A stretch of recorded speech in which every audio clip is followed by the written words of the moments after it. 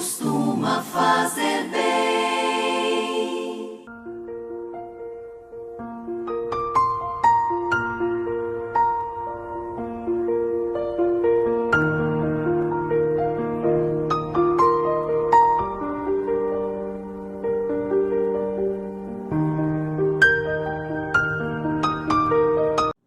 Olá, tudo bem com você? Que a paz seja convosco, amém? Sejam muito bem-vindos a mais uma aula da nossa escola dominical. Nós estamos estudando nesse trimestre uma revista rica em aprendizagem. A revista tem como tema o plano de Deus para Israel em meio à infidelidade da nação, as correções e os ensinamentos divinos no período dos reis de Israel.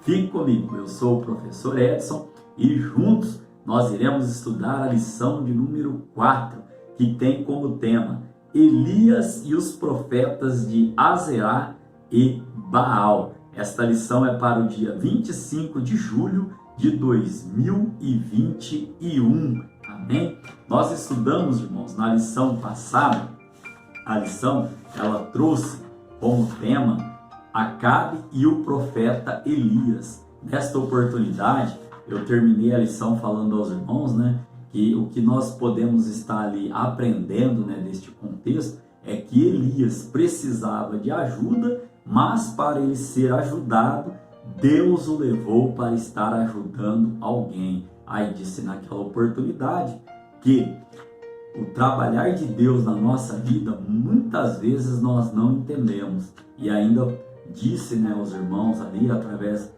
do que o Espírito Santo colocou em minha vida, o seguinte, que às vezes a nossa ajuda está em ajudar o nosso próximo. Amém? Então, irmãos, estas lições, tanto a primeira, quanto a segunda, quanto a terceira, estão postadas no meu canal no YouTube, EBD, Palavra de Vida para você. E também no Facebook, que Deus nos propiciou em ter ali, em montar, em fazer, melhor dizendo, este canalzinho aqui, com o único propósito de estar abençoando, a vossa vida, levando a palavra do Senhor e também ao mesmo tempo sendo abençoado por Deus, amém? Hoje, então, irmãos, nós temos como texto áureo para a nossa lição de hoje: então caiu o fogo do Senhor e consumiu o holocausto e a lenha e as pedras e o pó, e ainda lambeu a água que estava no rego. Este texto está lá em 1 de Reis, capítulo 18,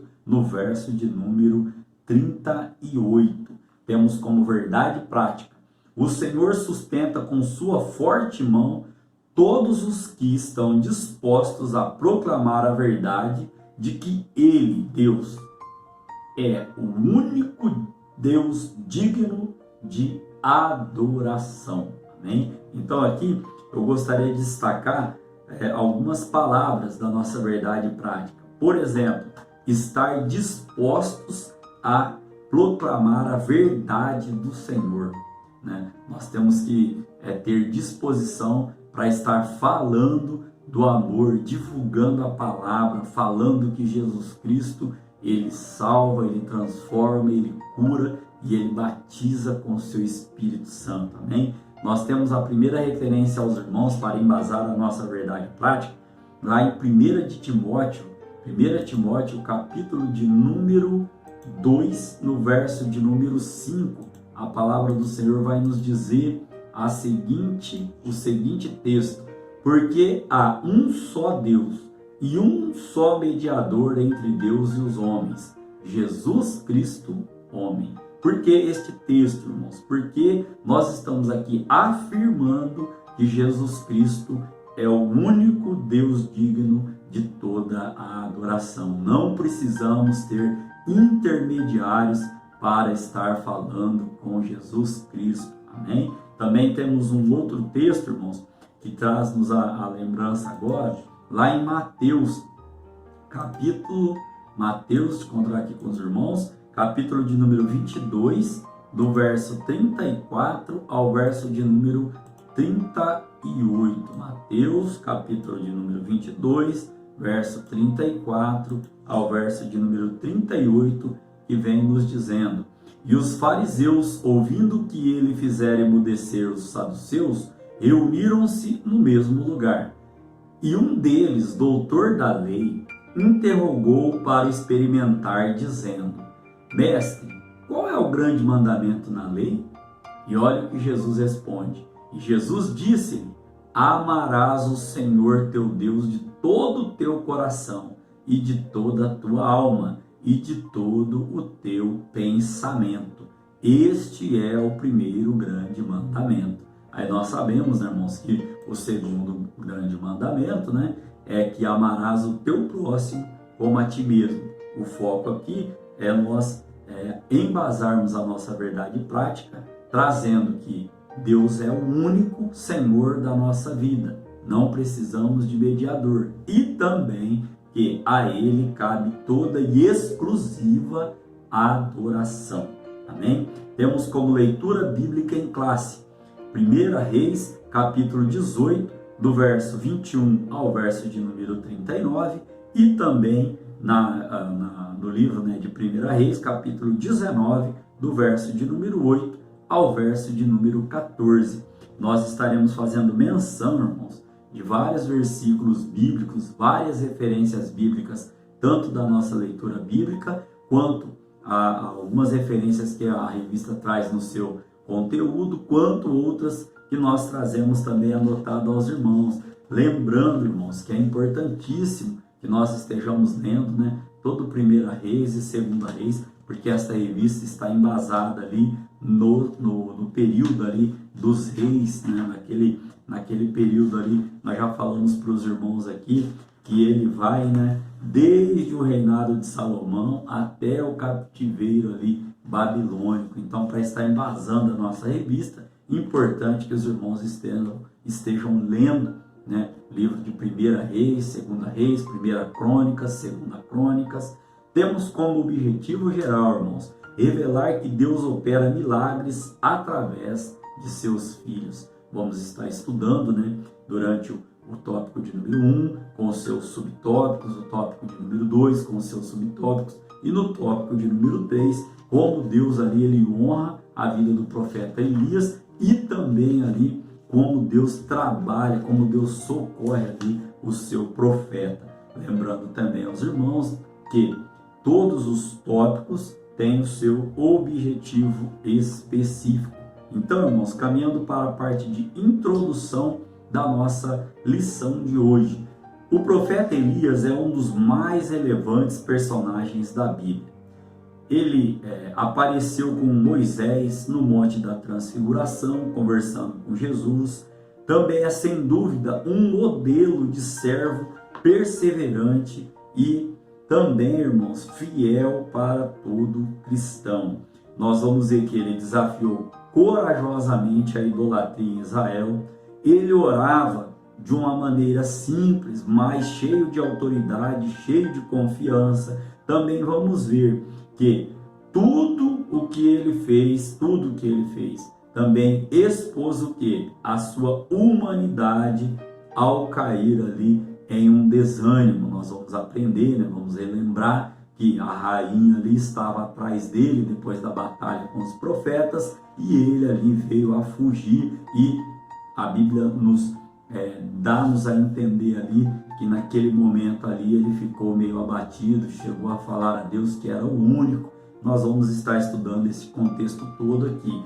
Também, irmãos, temos como ponto central para a nossa lição de hoje: o Senhor sempre intervém a nosso favor diante das adversidades. Então, se você está passando por alguma adversidade, tenha fé em Jesus Cristo, que esta adversidade não é para a sua morte, e sim para o aprimoramento, para que o nome do Senhor seja glorificado. Amém? Então, irmãos, caminhando aqui para o nosso tópico de número 1, cujo tema é o desafio no Monte Carmelo. Este tópico de número 1, ele tem como objetivo específico, melhor dizendo, salientar que é necessário e urgente enfrentar o pecado,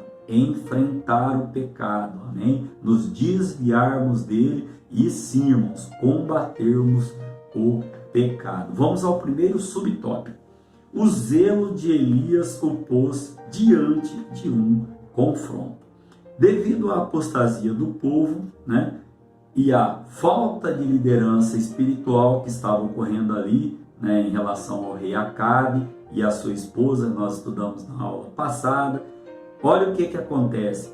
Elias, como alguém que conhece muito bem o Deus que serve, viu-se na condição de lançar um grande desafio diante de todos, né? Olha só, então, o que vai acontecer ali. Por causa dessa falta de liderança, né, de Acabe, né, que era idólatra junto com a sua esposa, Elias, então, ele vai lançar um desafio ali, né, aos profetas, aos falsos profetas ali. No verso de número 21 de 1 Reis, capítulo de número 18, nós vemos ali na parte B: até quando cocheareis entre dois pensamentos? Se o Senhor é Deus, seguiu, e se Baal, seguiu. Aqui, irmãos, eu quero trazer a reflexão dos irmãos o seguinte: antes que Elias desafiasse os profetas de Baal, né, ele fez esse desafio, como nós acabamos de falar aqui em 1 Reis capítulo 18, no verso de número 21. Aqui é interessante, irmãos, trazer uma linha de raciocínio aos irmãos. O que significa pensar? E o que significa cochear? E por que não o termo todo, cochear entre dois pensamentos? Vamos lá então. Pensar nesse contexto aqui, para decidir, né, ou escolher algo, é como colocarmos as coisas aqui em uma balança. E nós sabemos que quando nós colocamos um peso, né, em uma balança, até que haja um equilíbrio, essa balança ela pende para o lado que está mais pesado, né? Nós já aprendemos, né, que o símbolo da justiça, né, é uma estátua lá com uma balança. E essa balança, irmãos, ela faz o quê? Ela pende para o lado que está mais pesado ali. E se avalia, né, o peso de cada uma, né, dessas coisas ou desses objetos. Quando tem um objeto só, você vai jogando o peso para o outro lado até que haja ali um equilíbrio e esse peso aí, essa balança, ela fica equilibrada. Então, nesse sentido aqui de pensar, né, o que significa pensar? É decidir a escolher por um lado, né? E aí, o que vem dizer a palavra cochear? Cochear significa o quê? Mancar como um coxo, ou seja, capengar. Elias estava dizendo ali: como vocês, até quando vocês irão ficar capengando entre dois senhores aqui, entre dois deuses aqui? E aí, ele vem e fala ainda assim, ó, que se cochear significa capengar, né, de um lado para o outro, ficar pendendo de um lado para o outro. Quem cocheia dá um passo e se inclina para a direita, e no próximo passo se inclina para a esquerda. É por isso que cochear entre dois pensamentos tem o sentido figurado do que? De hesitar, de vacilar. O que mais, irmãos? Elias estava dizendo ali para o povo ali, ó, a sua situação espiritual está precária, está ruim. Ora vocês pendem para um lado, ora vocês pendem por outro. Ou seja, ora vocês pensam, né, em um Deus, né, com letra minúscula, e ora vocês não sabem se devem adorar ao verdadeiro Deus com letra maiúscula. E ele fala: até quando cocheareis entre dois? Ou seja, até quando vocês vão capengar, vão ficar mancando, vão ser coxo no vosso pensar? Isso que ele estava querendo dizer ali o povo.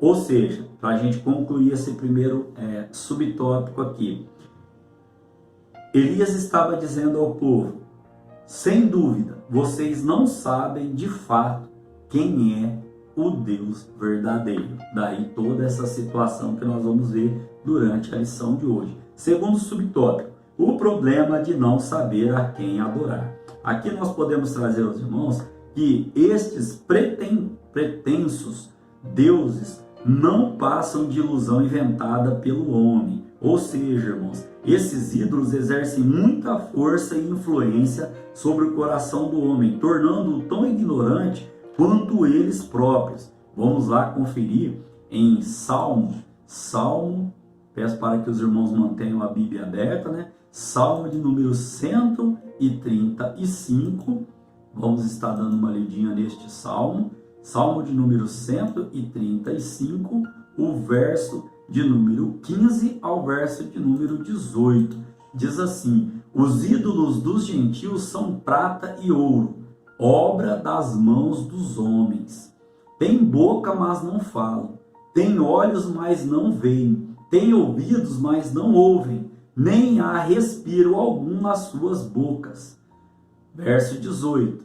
Semelhantes a eles se tornam os que o fazem, e todos os que confiam neles. Irmãos, aqui é notório, quando você conhece alguém que tem intermediários para chegar até Jesus Cristo. É notório quando você conversa com alguém que é devoto a outros deuses que não seja o nosso Deus verdadeiro. A pessoa, irmão, se torna, a Bíblia vai dizer que se tornam semelhantes a eles, né?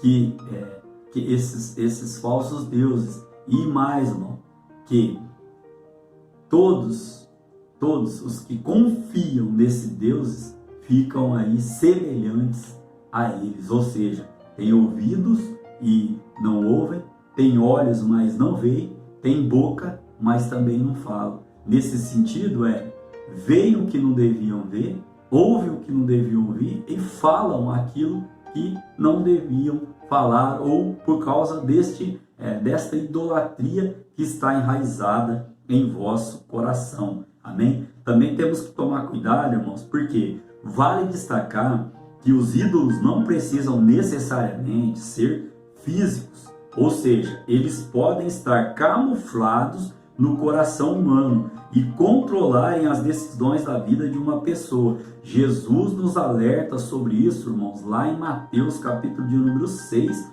no verso de número 24. Estamos aqui recheados de embasamento bíblico para isso. O que vai dizer lá em Mateus capítulo 6, no verso de número 24?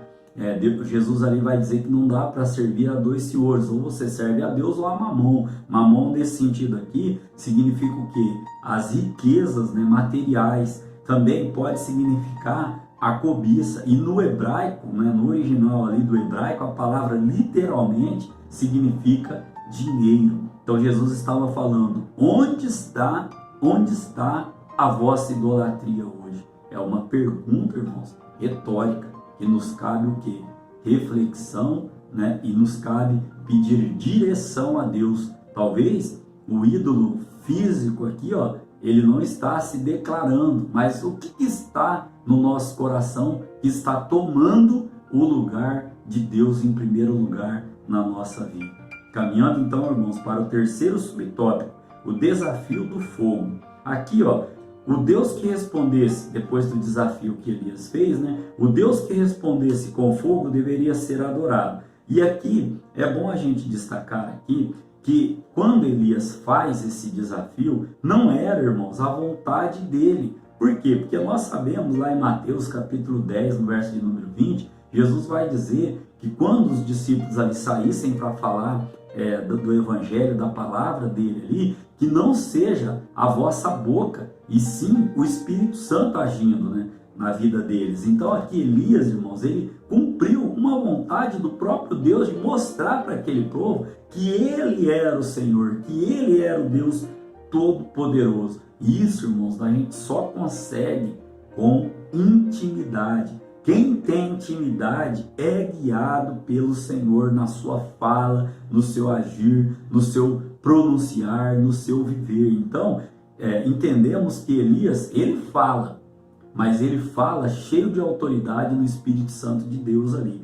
Como síntese, irmãos, deste tópico de número 1, onde nós aprendemos sobre o zelo de Elias diante daquele confronto. Também falamos aos irmãos do problema de não saber a quem a quem nós devemos adorar, e também trazemos aqui o desafio em si sobre o fogo que desceu ali, porque falando, né, que era a vontade do nosso Deus ali que se cumprisse. Então podemos ainda dizer que, para síntese, né, do tópico 1, assim como Elias confrontou os profetas de Baal diante da idolatria, os servos do Senhor devem estar dispostos a confrontar todo tipo de pecado. Confrontar. E o nosso confronto, irmãos, na maioria das vezes é um confronto pessoal, um confronto de renúncia. Amém? Caminhando para o tópico de número 2, que tem como tema a oração de Elias. Este tópico tem o seu objetivo específico, que é relatar que Deus responde às nossas súplicas. Glória seja dada ao nome do Senhor. Ele responde às nossas súplicas. Primeiro subtópico, os preparativos de Elias. Aqui, Elias começou os preparativos para a operação do milagre, lá em 1 de Reis, capítulo número 18, no verso de número 23, da nossa leitura bíblica em classe, que diz: deem-se-nos, pois, 2 bezerros, e eles escolham para si um dos bezerros, e o dividam em pedaços, e o ponham sobre a lenha, porém não lhe metam fogo, e eu prepararei o outro bezerro, e o porei sobre a lenha, e não lhe meterei fogo. Esta foi a preparação ali para o desafio que Elias fez ali. Então, a revista vem nos trazendo que a primeira coisa que Elias fez foi o quê? Preparar o altar do Senhor que estava quebrado. Irmãos, aqui Deus me deu uma palavra, veio ao meu coração de trazer os irmãos aqui, que se os irmãos tiverem um pouco mais de tempo, procurem sobre estudos sobre o que é o altar hoje. Toda a igreja, né, ela tem, todo o povo ali, ele tratou, né, de falar, de pronunciar, de dizer sobre altares. O que eu estou querendo trazer para os irmãos aqui, que Deus colocou no meu coração. Melhor dizer, não o que é o altar hoje. Quem?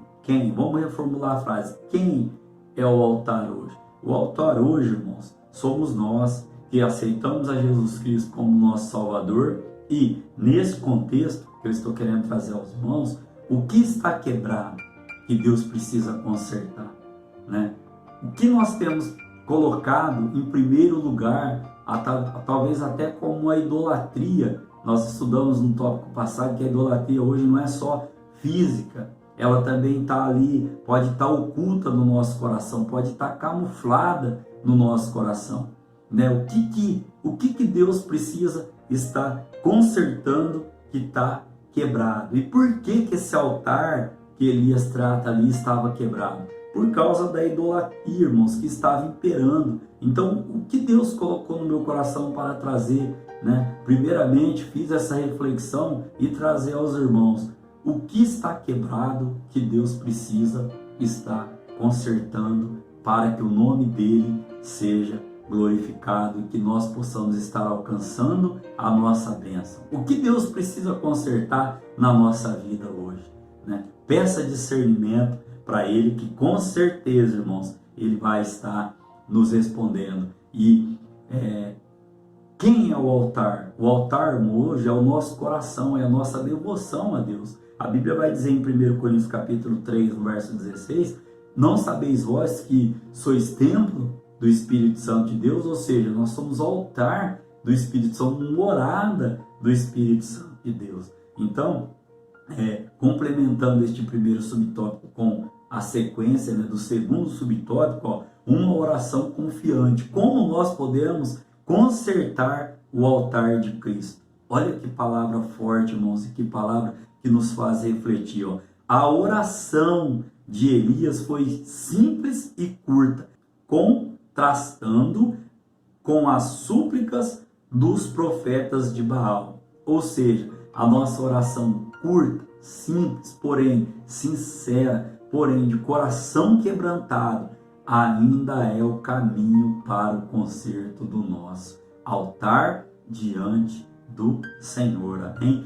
Basta, irmãos, o exercício da fé no verdadeiro Deus, Nesta oração, o profeta expõe o verdadeiro motivo de ter erigido aquele altar e da necessidade de Deus responder com fogo. Olha só o que está escrito lá em 1 Reis 18:37 da nossa leitura bíblica em classe. A palavra do Senhor vem dizendo assim, para que este povo conheça que tu, Senhor, és Deus e que tu fizeste tornar o seu coração para trás. Ou seja, irmãos, Elias, debaixo da vontade de Deus, fez aquele desafio para mostrar para aquele povo que Deus continua sendo Deus Todo-Poderoso, amém? Então, no subtópico de número 3, vem falando, a misericórdia de Deus. Na oração de Elias está claro que o desejo de Deus era que seu povo se voltasse para ele através daquela demonstração de poder. Irmãos, aqui nós precisamos entender que Deus estava dando a Israel uma nova oportunidade. Oportunidade do quê? De comunhão, oportunidade de arrependimento, oportunidade que o povo reconhece. Lá em 1 de Reis, capítulo 18, no verso 45, quando Elias faz a oração, quando o Senhor derrama fogo ali, desce fogo e consome tudo ali, olha só, irmãos, a reação do povo foi unânime em reconhecer que o Eterno é o Deus verdadeiro. 1 de Reis, capítulo 18, verso de número 39. Então aqui, a bênção, irmãos, depois da reparação do altar, se você está entendendo essa palavra, glorifica o nome do Senhor. Depois da reparação do altar, depois da nossa reparação, olha o que aconteceu. Elias ora ao Senhor, sobe até o monte ali, ao cume do Monte Carmelo, ora ao Senhor e o Senhor manda uma chuva abundante ali. Por quê? Porque se faziam ali 3 anos e meio que não chovia, como nós podemos ver aqui, mais de 3 anos, uma cerca de 3 anos, que não chovia naquele local. E depois do conserto do altar, Deus ele manda a sua chuva de graça, olha só.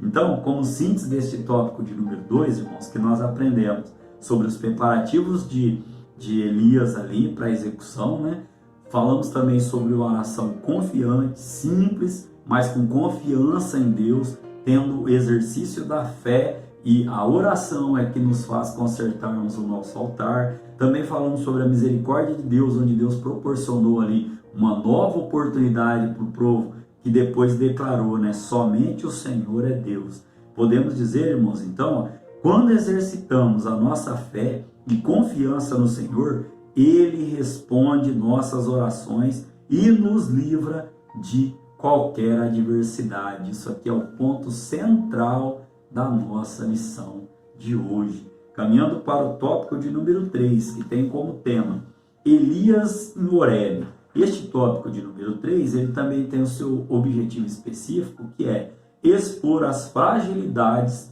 do ser humano. Aqui, irmãos, Elias chegou à exaustão diante de tantos embates que enfrentou para fazer o povo de Deus retornar ao caminho. Lá em 1 de Reis, capítulo de número 19, no verso de número 5, eu gostaria de estar lendo aqui aos irmãos. 1 de Reis, vamos lá procurar aqui, 1 de Reis, capítulo de número 19,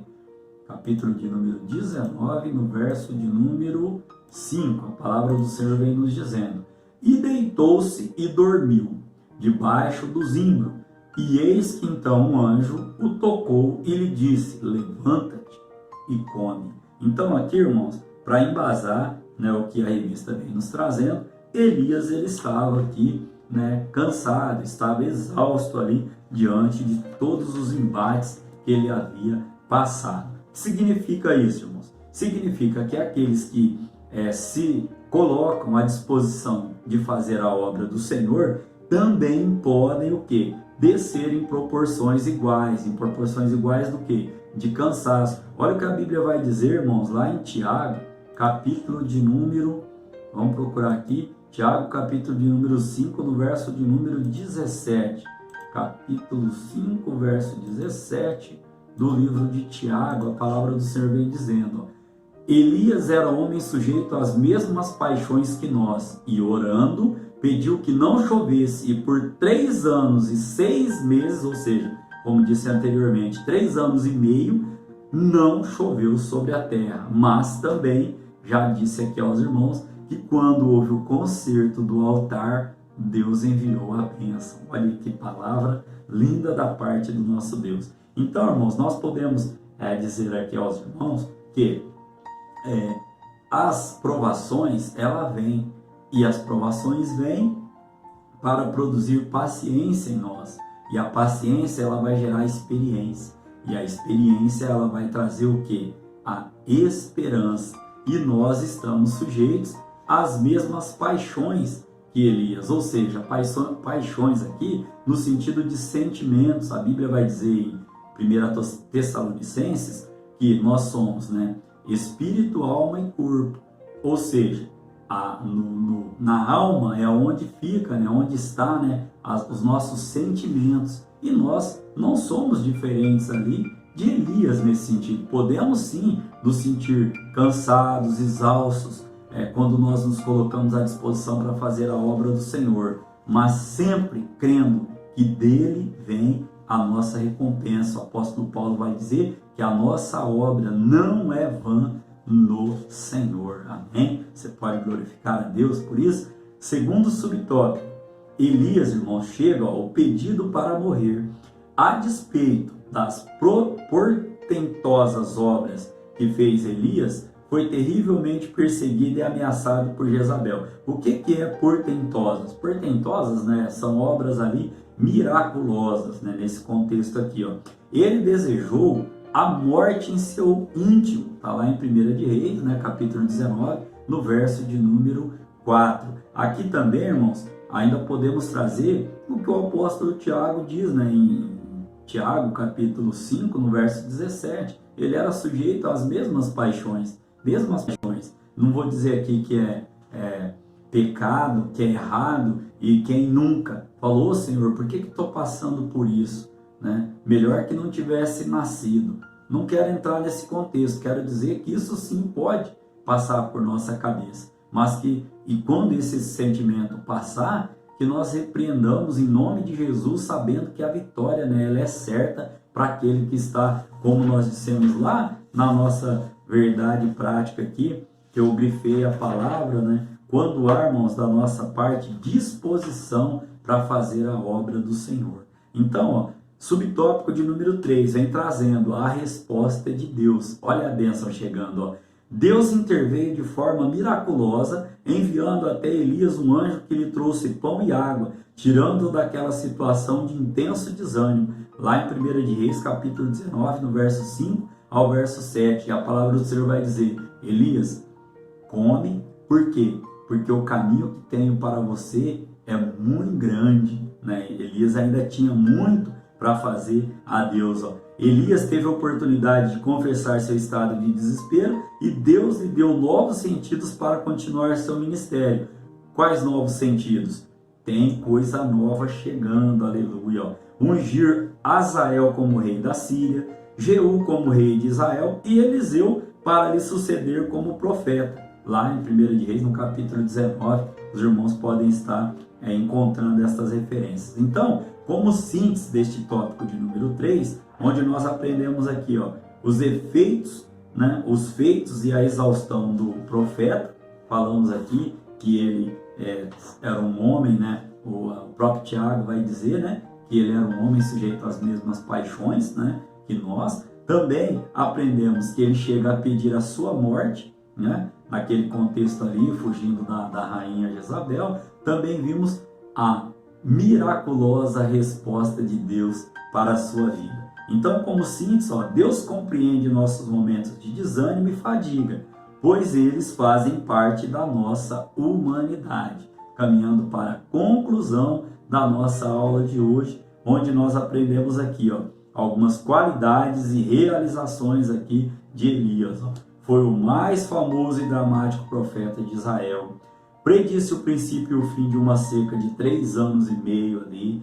foi usado por Deus para suscitar o filho morto e devolvê-lo à sua mãe. Também representou Deus, irmãos, em uma disputa com os sacerdotes de Baal e Azerá. Irmãos, passou pelo seu coração que nós somos representantes de Jesus Cristo, de Deus, irmãos, contra a idolatria, prostituição, adultério e etc. Irmãos, somos representantes de Deus. E estava com Moisés no episódio da transfiguração de Jesus no Novo Testamento. Podemos ainda dizer que a vida de Elias é um grande exemplo para todo crente que fielmente serve ao Senhor. Então, irmãos, quando o crente fiel, decide seguir o que a palavra de Deus ensina e não aquilo que a maioria que acha que está certo, este sim está defendendo a verdadeira fé, está exercitando a sua fé e está dizendo para este mundo que jaz no maligno: olha, eu vou continuar adorando ao único Deus verdadeiro. Amém? Que Deus em Cristo Jesus continue falando melhor ao seu coração. Querendo Ele, estaremos aqui para a nossa próxima lição da nossa escola dominical, que é a lição de número 5, o reinado de Acasias. Amém? Que Deus em Cristo Jesus continue lhe abençoando. Ore, participe, divulgue em nome de Jesus. Não importa se não vem como esperava, orar costuma fazer bem, orar costuma fazer bem.